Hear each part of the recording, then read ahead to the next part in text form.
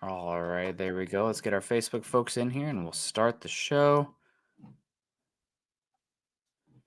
We got the wheels spinning. Uh-oh, said an error occurred. There we go. Hopefully good now. Well, looks like it's okay. I don't know. All right, well, welcome in, welcome in. It's Tuesday evening, the 21st of January, and it's time for an episode of Building the Broncos. I am Nick Kendell, and joined by Carl Dumler once again. Carl, second episode since the Broncos have been eliminated, and we are full-fledged into the offseason, building the Broncos mode. The Broncos have done a pretty good job building this team. And our main topic today is going to be the Broncos pending free agents, the guys that they have themselves on the roster. Should they be back? What would a deal look like? What the market might look like for them? But other than that, how are you doing, man? It's unfortunate the Chiefs keep getting away with it.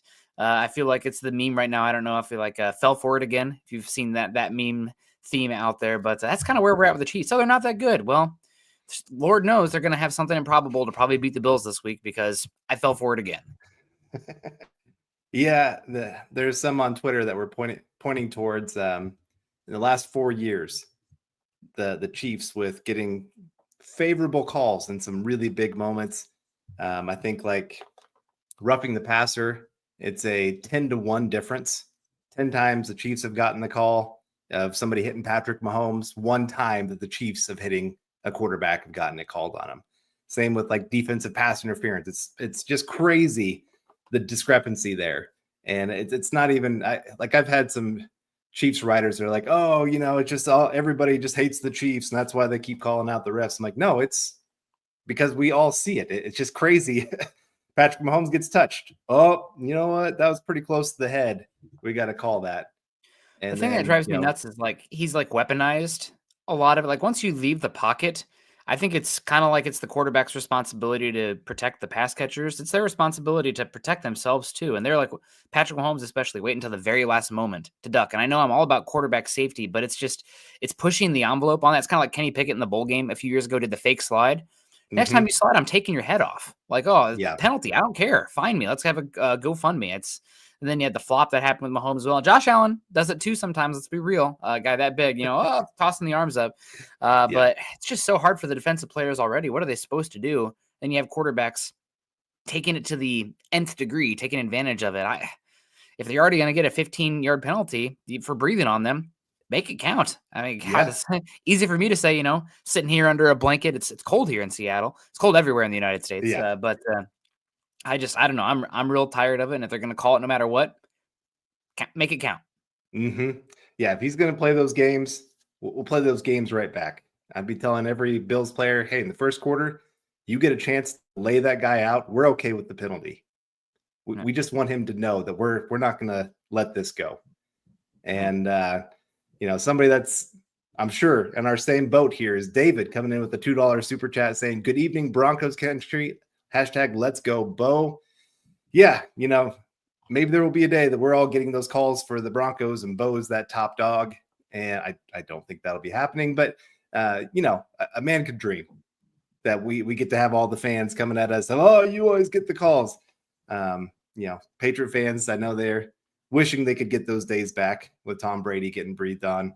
Although he still had some hits on him that were pretty impressive. The Doomerville hit, probably one of my favorite all-time Broncos hits. Al Wilson going up on 4th and 1, making a tackle. That's probably my top one. Or Steve Atwater. I guess I can't forget that one. But those 3 hits for me always stick out when I'm thinking of the Denver Broncos. So got Michael Ronquillo saying, good evening, Nick and Carl. I'm building the Broncos. Go, Bo Broncos. Good to see you, Michael. And hopefully Arizona isn't quite as bad cold-wise as around some of the places that we're at. I know we were pretty close to 0 degrees today. And, my kids were like, can we wear shorts? Kids, man. I know. Well, I got Michael Ronquillo. Good to see you. Yeah, always great to hear from you, Michael. Hope you're doing well. And yeah, I think I saw there's a polar low, like the United States just has a huge blob of polar air over it. So it's cold everywhere. No snow out here in Seattle, but I saw, the Panhandle, Houston, New Orleans got snow and everything. And they don't have the infrastructure for that. So everything's shut down. So anybody down there, hope you're doing well. Hopefully you knew it was coming and you stocked up. We got David Youngkin in the house. Evening, everyone. I don't see Javonte Williams or Alex Singleton or Watson returning to a team. I'm not sure. Are we talking Blake Watson here, the running back? Am I missing somebody? Who's Watson off the top of my head? I'm totally blanking right now. But we'll see back the linebackers and whatnot. Go ahead. Maybe Burton? Is that, or I don't know. There's a few different names that we could think about. Zach Wilson.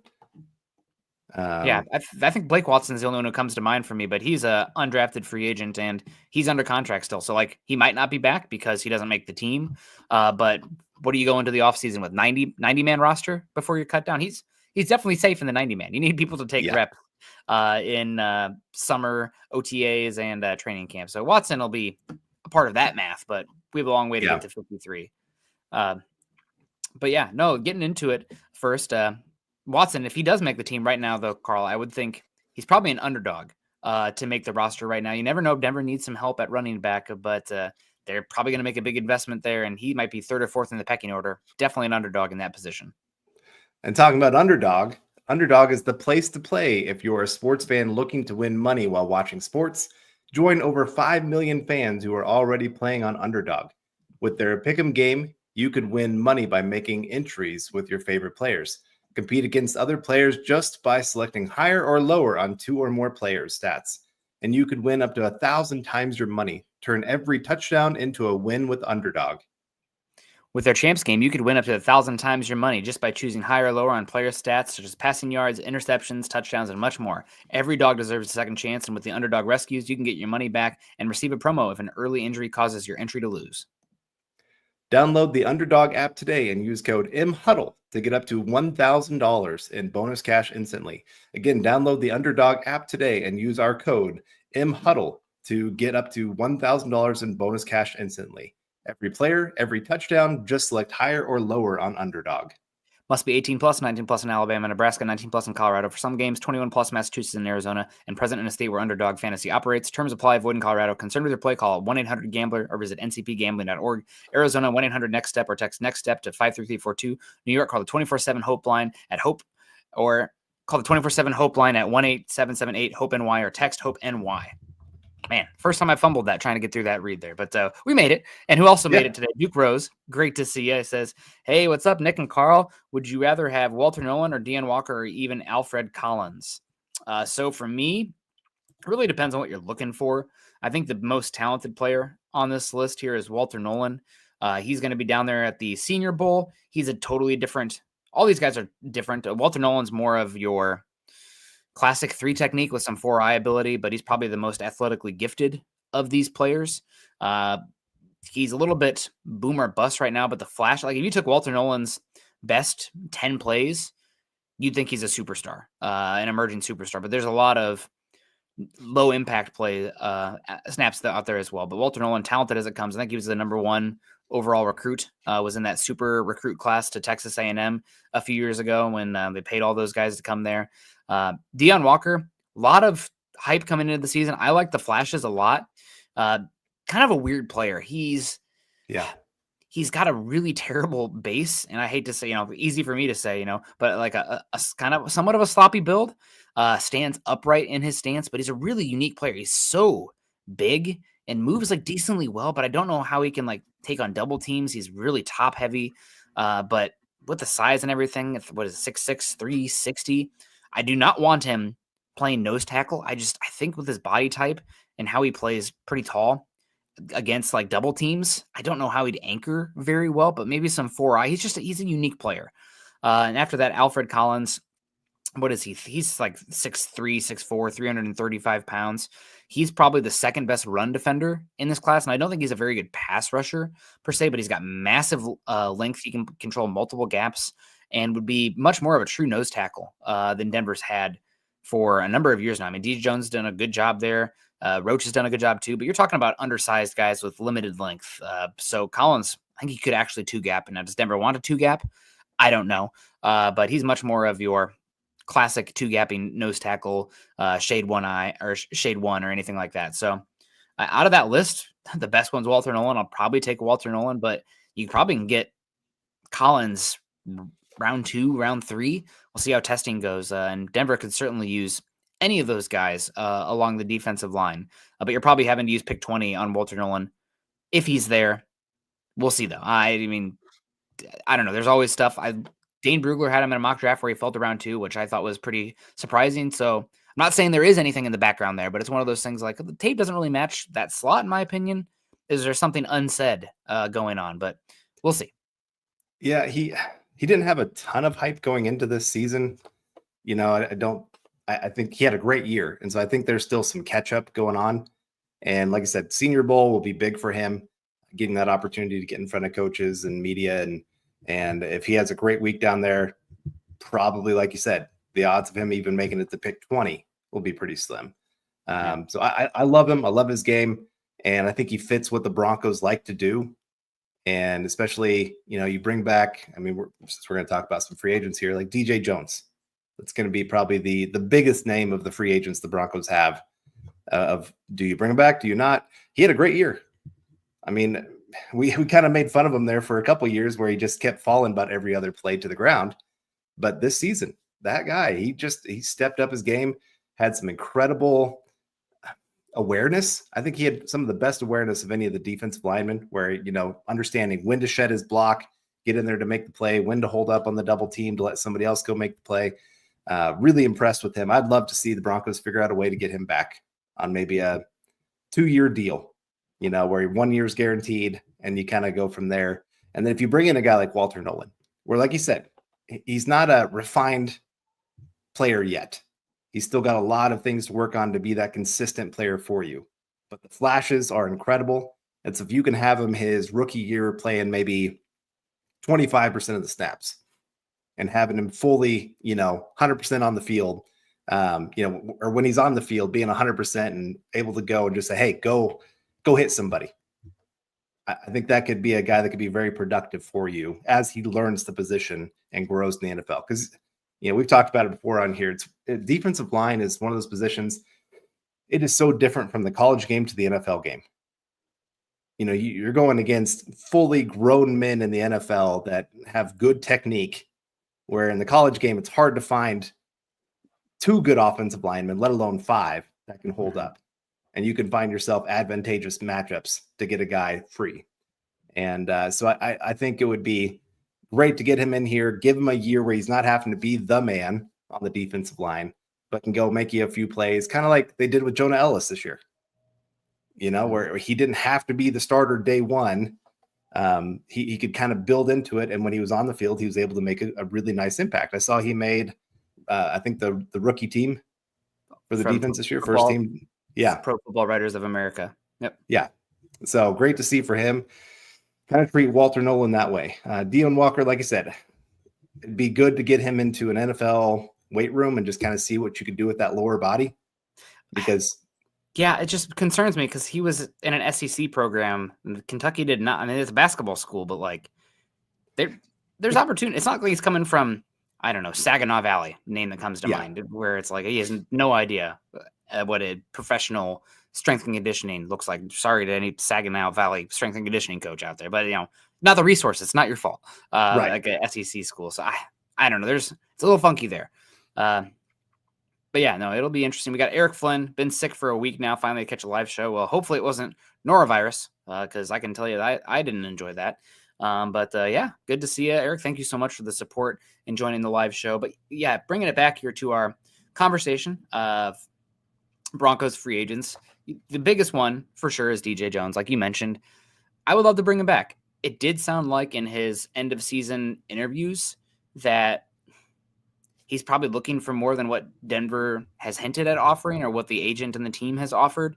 So I would be surprised if he's back right now. I mean, you kind of have Malcolm Roach, who does not as good as DJ Jones, but does a lot of similar things in a similar body type package that I almost wonder if Denver wants to go a different direction, maybe add a little bit more mass or something else to the room. They have to add somebody. You can't go into this season with just Jonathan Franklin Myers, Zach Allen, and Roach. Jackson wasn't very good, that fifth defensive lineman. We didn't really see a Wazirike. I mean, those are guys that are like fighting for roster spots, let alone rotational roles. But They have to add somebody. We'll see. I would love to have DJ Jones back, but I imagine with how he played this season, there might be some options. Now that said, defensive line's I think it's gonna be weird this offseason because it's a deep draft for interior defensive linemen. And I think the market's pretty good for interior defensive linemen too. I don't think like Denver also needs running back and tight ends. Free agency is horrid right now, pre-cuts and everything at those positions, but it's deep in the draft. Defensive line I think is okay free agency wise and the draft. So I'll be curious to see what that does to the market this offseason. Yeah, there's some decent names out there. I'm going to see if I can get his name right. Odighi Zua from the Cowboys. He had a great year. From UCLA. Well, I mean, I think he played for the Cowboys. He originally from UCLA. Okay. Like college. And Cowboys defense was terrible. He was really good. He's actually one of the best pass rushing interior guys in the NFL. He'd fit in perfect in the system of what the Broncos like to ask of him, but he's going to get a big contract. You're talking probably 20 million plus for a guy like that. And I was going to ask this eventually to you here. How big would you go in free agency this year? I think your biggest signing is going to be retaining Zach Allen for an extension. So I don't know how much larger you go there. You have Cortland Sutton coming on the horizon and Nick Benito as well. So I don't know. As it stands right now, I'm not really a huge fan of a lot of the options in free agency. So it's like T. Higgins, but I don't know if I'd pay T. Higgins with his injury history, considering he's probably going to be getting record-setting wide receiver money. Yeah, I wouldn't pay that. I mean, talk about injury-prone wide receiver. I'd love to pay Chris Godwin because I think he's going to get paid probably $10 million less per year than in a shorter contract than T. Higgins. But other than that, I don't know who the guys who are big-ticket players that are probably worth signing. Yeah. Off the top of my head. Probably if they're hitting free agency, most of the time they're not worth the money that you're going to be paying them if they're the top paid guys. Sometimes those second level or the second wave, third wave of free agency, that's where you get your great players, like a Malcolm Roach coming in the way that he did. That was a second, third wave kind of guy. So I went on PFF. They have their projected contracts. And for like Chris Godwin, they had a 3-year, $20 million per year contract, $40 million guaranteed. Would you pay that? 3-year, $40 million? 3 years, $20 million per year. So 3 years, $60 million total with $40 million guaranteed. I mean, the hard thing with the $40 million guaranteed, I'd consider it. I mean, you have some of your cost benefit of the rookie contract has to go somewhere, right? Mm-hmm. Like you want to go somewhere with that money.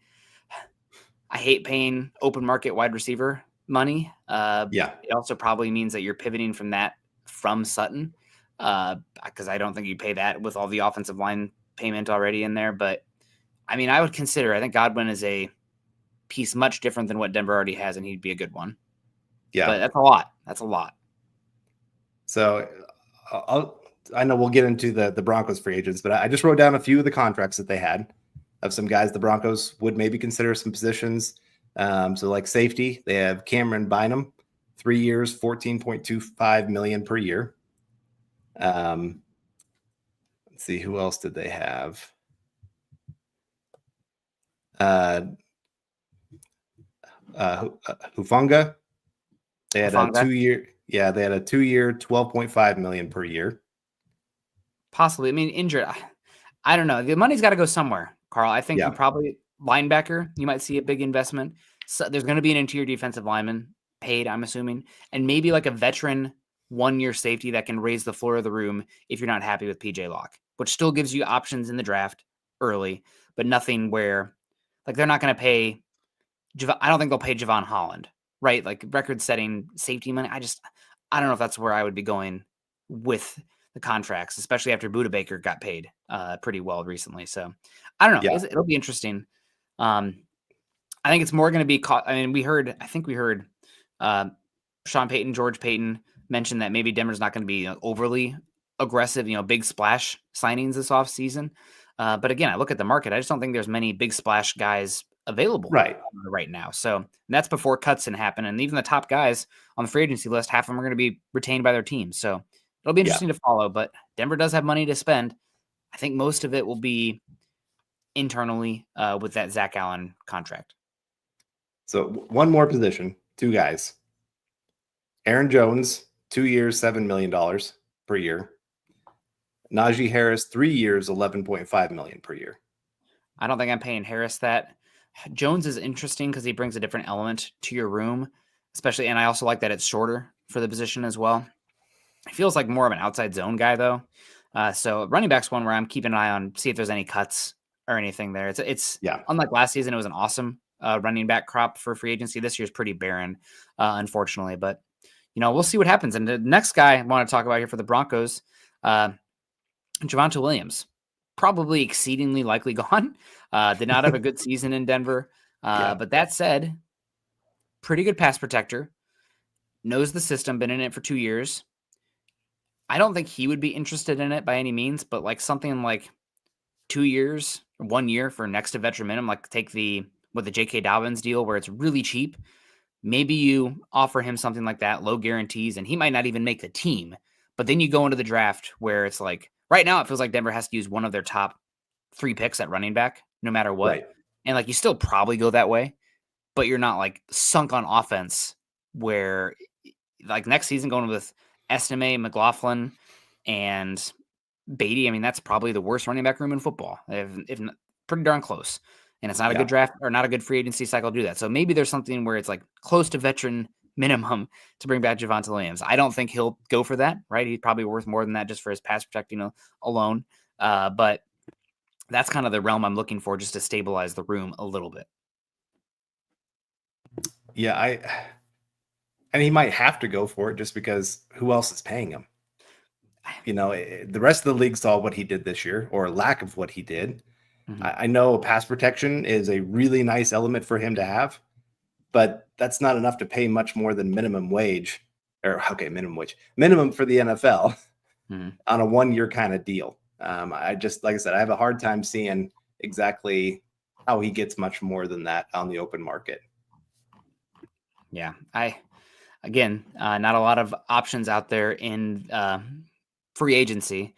Jalen Warren's out there too. Rico Dowdle for the Cowboys maybe is an option too. But I think, it would just be a more of a placeholder spot for Javonte Williams, which, I mean, that stinks.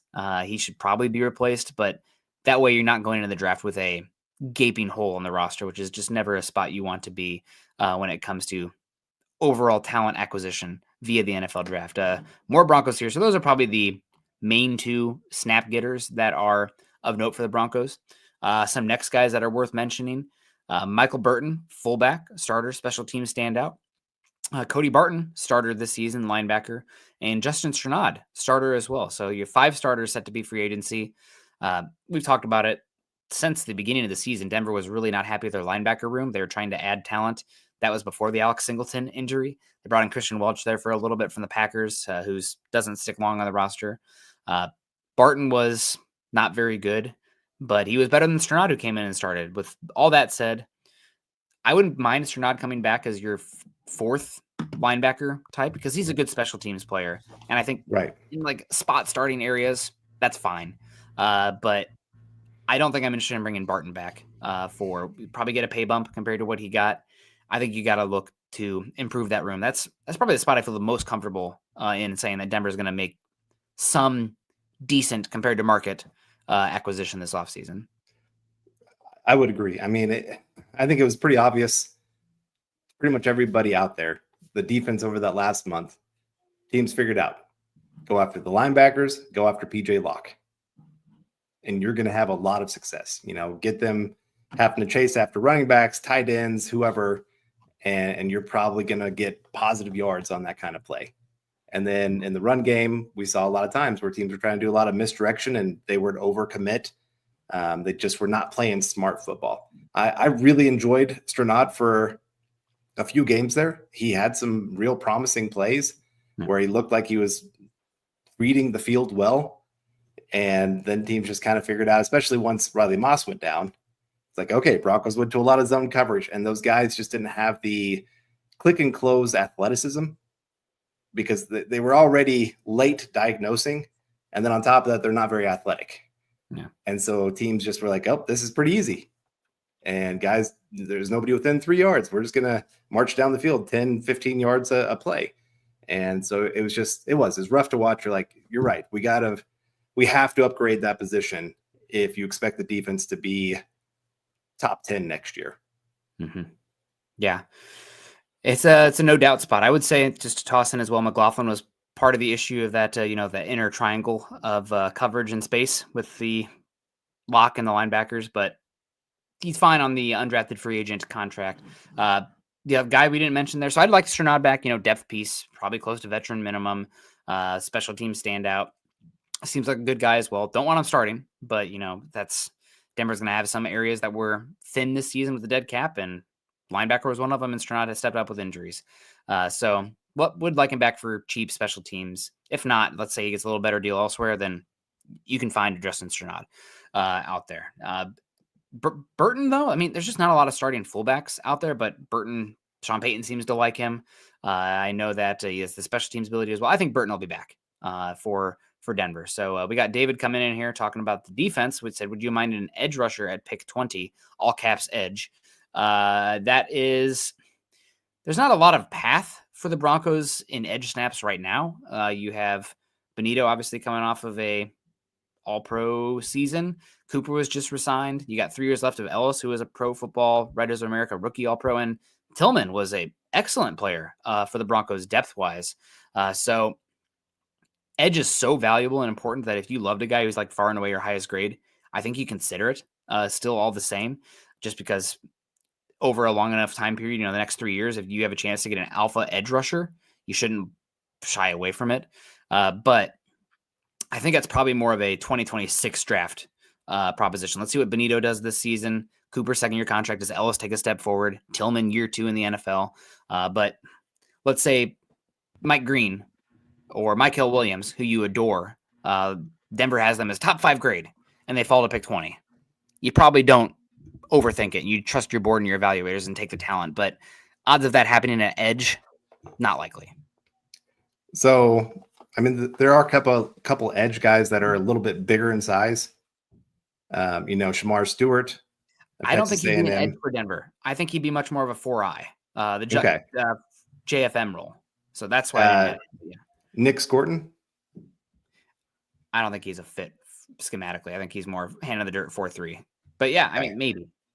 Right. I'm just trying to think of guys that could play multiple positions. Yeah. Because like you said, the edge snaps are going to be tough to come by when you've got 4 very established guys already on this roster. Doesn't mean that they've found their great edge. I mean, Nick Benito had a really, really good season. I want to see if he can do it 2 years in a row and still show that growth process in his run defense from 1 year to the next. But still, like, if you can find those multiple guys, then that might be worth it. Otherwise, I'd say it's probably not a position I'm looking at. If I have other guys that are halfway closely graded at, defensive line, running back, tight end, wide receiver, linebacker, safety, even cornerback, I would maybe even probably consider over edge right now. Just like you said, Broncos were good in the secondary, or at least in the cornerback room for the most part. It doesn't mean you couldn't upgrade that spot. And Riley Moss, this is 2 years in a row that he's had injuries. You got to start kind of worrying a little bit. Can he hold up for an entire 17-game season plus playoffs?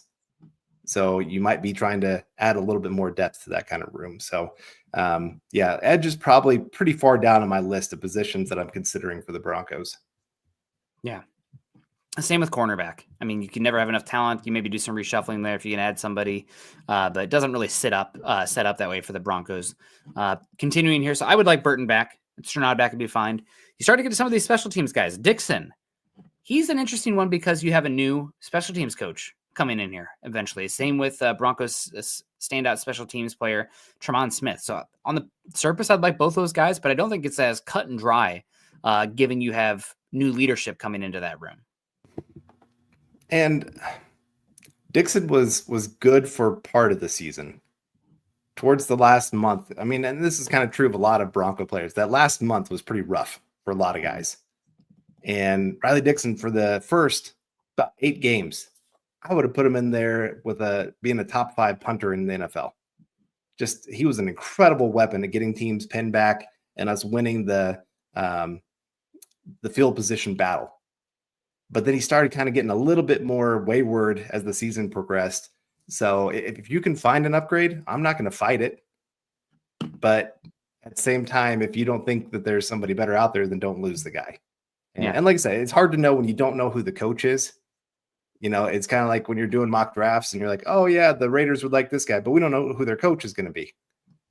So that could really change how they go about the draft process, obviously. So I like both of them. If you can get them back on decent deals, do it. I'm just definitely not paying top 5 for the market for either of them. Yeah, it will be. I think there's not many fullbacks out there. I think Burton will be back with everything that he does. And with Tremont Smith, Riley Dixon, all these special teams guys, I lean more toward them being back, but we'll see. After that, we have an interesting question on the backup quarterbacks, Zach Wilson versus Jarrett Stidham.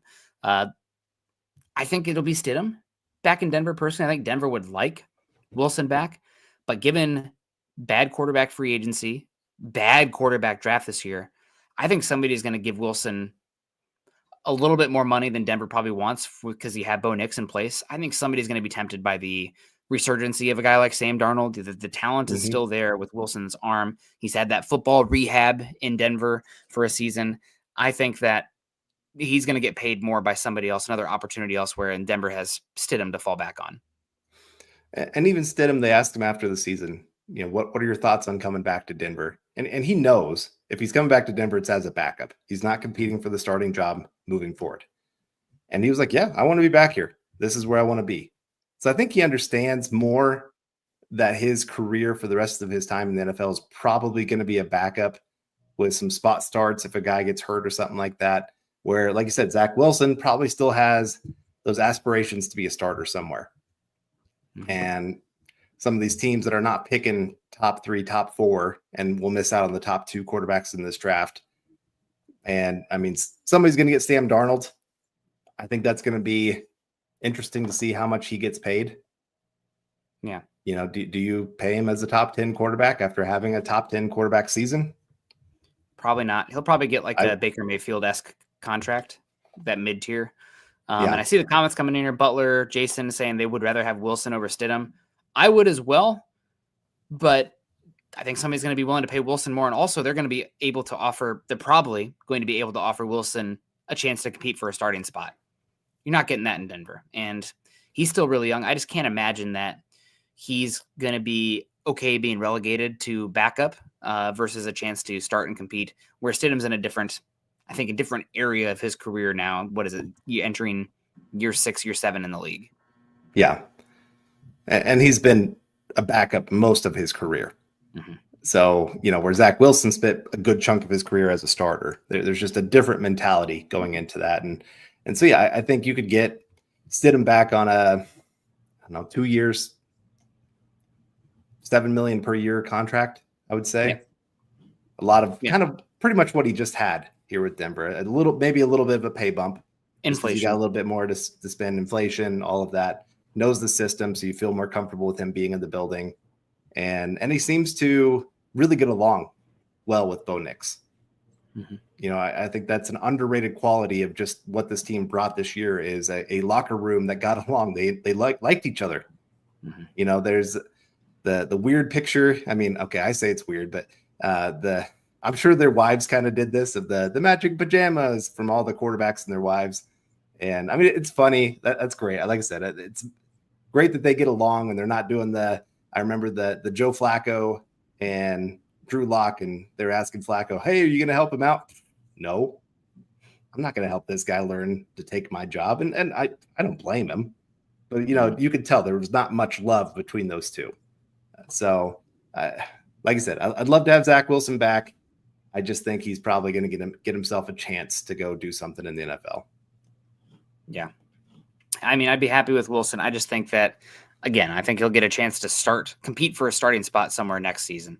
I see Jason will say $7 million is a lot for a backup quarterback. Backup quarterback market is what it is right now. It exploded a lot last season, and you want to make sure you have a serviceable guy there. I think $7 million per year is probably about going rate for that. So we'll see what happens there. After that, for the Broncos, unrestricted free agents, guys who, as far as I'm concerned, take them or leave them.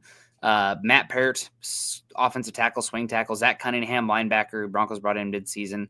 Little Jordan Humphrey, who filled the role admirably, but gosh, hopefully they upgrade there. And Quinn Bailey. The one who stands out here for me that I would like back is probably Quinn Bailey. You could probably get back Little Jordan Humphrey practice squad if you wanted to next season, just for that role that he has. Please get him away from here. I mean, he's serviceable, and they need a power slot. They want to use that body type, and on practice squad, that's fine. But Bailey's the one who stands out if he's healthy. He had that injury back in July, I want to say. Can play right tackle, either guard spot. He would have been your starting swing over Palczewski last season. So I would like Bailey back if that's an option. Yeah, the coaches really liked him. I remember when he got hurt, like it took a lot of air out of the room. So it just showed how much they valued him. And like I said, having that swing guy that can play 4 positions and you could feel pretty comfortable with him, that's huge to have in the NFL. You know, it maybe either saves you a roster spot or like it just gives you a level of comfort that if we lose a starter, our offense doesn't fall apart. Mm-hmm. We can really go trust this guy to be on the field. So yeah, I'd love to see him back. I don't know what a contract looks like for him. I'm sure, like I said, the Broncos probably value him more than the rest of the league just because they've seen him on the field. They know what he brings to the table. So I'd expect him back on a maybe 1 year prove it kind of deal. And if he gets a chance to go out there, he can maybe make himself some money. Yeah, absolutely. Bar Butler. Peyton loves Little Jordan Humphrey. I think we have better options than Little Jordan Humphrey. Find me a tight end, wide receiver body type that can block like Little Jordan Humphrey, and we can find a replacement. Denver, the last 2 off seasons, has tried to bring in Allen Lazard. When he was a free agent, they tried to pay him. He goes to the Jets this last season. If you remember from The Athletic, when they were talking about the Jets fallout, there was a trade that was going to send Judy to the Jets and bring Allen Lazard to Denver. Obviously, Peyton wants that body type, that ability. So until then, you will continue to get LJH, but we'll see. Moving forward, our restricted and exclusive rights free agents. Restricted free agent Michael Framboni, the long snapper. Honest to God, folks, I can't tell you a thing. I didn't notice him this season, so I guess that's a good thing. But if Denver brought in somebody else, again, it comes back to new special teams coach. Maybe you want somebody else in there. Special teams is so weird, insular group that I couldn't tell you on that side. But he's out. Then your exclusive rights free agents. Let me tell you, typically your exclusive rights free agents, guys, even if you don't want them to be on your team long term, the fact that they made it this far and the fact that they're going to be so cheap, it's pretty rare to not have a team utilize the exclusive rights free agent to bring these guys back to the 90. Now, it doesn't mean they're going to make it by any means, but let's say, for example, the worst tight end on the roster, in my opinion, somebody that we need to replace is Lucas Kroll. Don't want him to be one of your top 3 tight ends next year. One of your top 5 or 6 tight ends on your 90-man roster, that's fine. Yeah. That's fine. So you got Lucas Kroll, Devon Key, Dondre Tillman, Jordan Jackson, and Jaquan McMillan. Tillman and McMillan, absolutely no-brainers. I think Jackson as well. Key is, all these guys, they're going to be back. They're going to be back. Maybe they don't make the 53-man roster, but the 90-man roster, easily, absolutely, no question, unless something happens off the field or they have an issue, like they get in a fight with Sean Payton. I don't know. But it would be shocking if any of those guys weren't back over free agency. Yeah, 2 of those guys are big-time rotation guys, McMillan and Tillman there. So they'll both for sure make this roster unless there's an injury or like I said, there's a legal issue that shows up. So I can't guarantee that they're going to make it. And the tight end room, it wouldn't hurt my feelings if the entire room was remade. I saw some people earlier talking about how Singleton's not going to make this roster. He's one of the few players. He does have a decent cap savings if you decide to move on from him. I worry about changing the entire linebacker room in one offseason. usually you kind of like to at least keep one guy that knows the system and can be out there on the field and kind of be that general for you, which Singleton was before he got hurt. So I do expect him back, but for sure, like you said earlier, the Broncos are going to be looking for upgrades in that spot. And I expect a lot of these guys back, partly because most of them are going to be pretty cheap. Secondly, I do think the Broncos really liked this team that they had. And they just kind of felt mostly like we get a couple more pieces in free agency in the draft, and we get these young guys another year of experience. We could be right there. We could be that next team going from playoff surprise to, oh, we're competing for the division kind of thing. So I think good chance, probably half of these guys, maybe you could say, would be back. Probably about. I mean, if you're excluding the exclusive right free agents guys, which seem obvious, yeah, okay, then it's probably closer to a third. Yeah. But Denver has holes at running back, defensive line, and those could be at least speckled over a little bit by bringing back Javonte Williams and DJ Jones. And not that they should do that, but if you're not bringing those guys back, you're probably bringing back a relative market equivalent. All the same, maybe somebody like a Puna Ford, right? Who's similar to DJ Jones. I don't know, whichever one costs less. I mean, we'll see what happens. Maybe they want a different body type. Maybe they want to go with somebody young and improving. There's Bobby, I believe the name's Bobby Brown from the Rams, who would be interesting as well. A younger player out of Texas A&M, I think played for the Cowboys and then the Rams, but he's only 24, 25 years old. He'd be interesting. So there's definitely options. They're going to spend money. They have money to do it. But it's going to be more so about, I think, retaining Zach Allen, maybe changing money around hands here or there. Some of the guys already on the roster.